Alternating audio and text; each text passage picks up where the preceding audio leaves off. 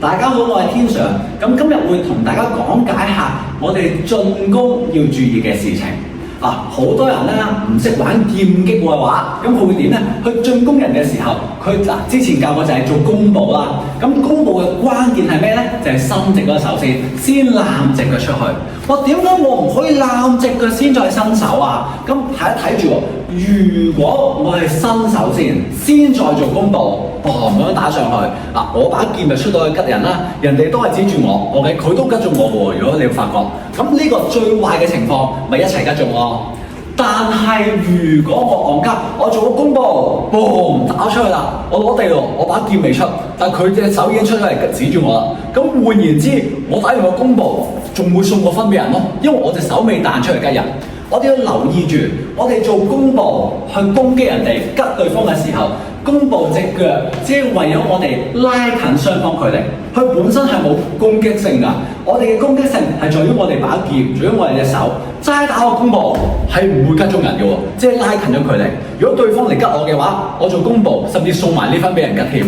所以最大嘅攻擊性係我哋把劍，我哋需要嘅係伸直嗰隻手先再打弓步出去。點解啊？就係因為伸直一隻手啊嘛，我已經指住咗對方啊嘛。當我拉近距離嘅時候，咪有機會早啲去擊中對方咯。咁所以呢個就係點解要伸咗手先弓步嘅重點。好啦，我哋要留意一下嘅係，伸咗手先喎，咁會唔會唔夠力吉㗎？你要留意下喎。之前講過啦，配劍揩中對方就有分嘅，咁所以都唔志在你幾大力。好啦，咁但係花劍同埋重劍個劍尖係一個掣嚟㗎嘛？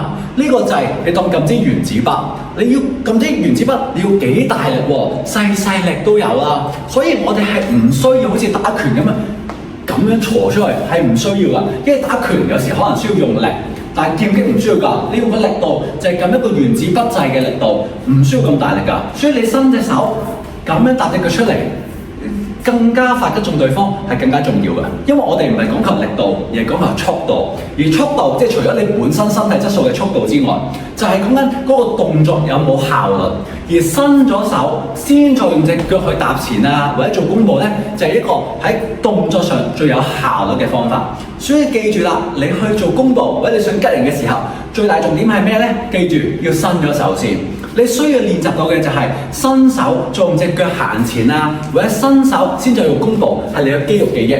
咁咧呢個最大嘅重點。點解啊？就係因為如果你打比賽嘅時候，可能你嘅招式係啱嘅，你嘅想法係啱㗎，但係你嘅身體嗰下做錯咗啊嘛。咁換言之，你明明諗嘅係啱，但係身體做唔到出嚟，咁你咪好蝕底咯。咁但係有啲人就係、我比賽嘅時候有諗住㗎，但係你淨係諗住你嘅動作咧，你又忽略咗策略嘅運用喎。你冇諗過對方會做啲咩啊？點樣破解對方？所以最有效嘅方式係咩咧？就係多啲練習，練到你伸手再做弓步啊，伸手再去發動攻勢，係你嘅肌肉記憶咧，咁你先有下一部分嘅策略運動可言。咁所以今日嘅教學啦，主要就同大家講咗啦，究竟我哋進攻嘅時候點樣伸手先啦，或者點解我哋進攻更加有效率嘅方法。咁所以呢啲咧係特登同大家分享下嘅。如果你有啲咩問題嘅話咧，你都可以留言話俾我聽。